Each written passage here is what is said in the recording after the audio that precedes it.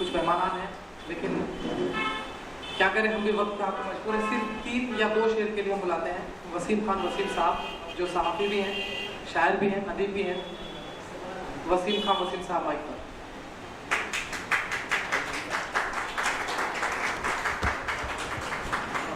साहब अगर एक ही शेर पढ़ दिया जाए तो कोई मजायदा? कोई मजाक नहीं, आप जनाब सदर से इजाज़त लें। मैं एक शेर पढ़ता हूँ। इरशाद। उसके पहले एक वाक़या बता दूँ। हमारे यहाँ मुशायरा था, तो शोरा की बड़ी लंबी फहरिस्त थी। तो ये हुआ कि वक्त कम हो रहा है और शायरों की तादाद बढ़ती चली जा रही है, तो तय ये पाया गया कि एक एक शेर सुनाया जाए। उसके बाद भी शोरा की तादाद बढ़ गई और वक्त कम हो गया, तो फिर ये हुआ कि शायर आए सलाम करके चला जाए।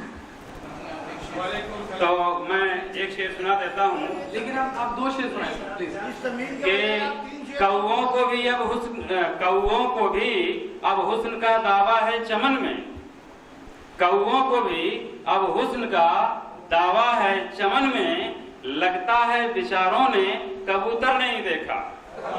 और लगे हाथ ये भी शेर कि बस चंद ही बूंदों में वो आपे से है बाहर, तालाब के मेढक ने समंदर नहीं देखा। बहुत बहुत शुक्रिया।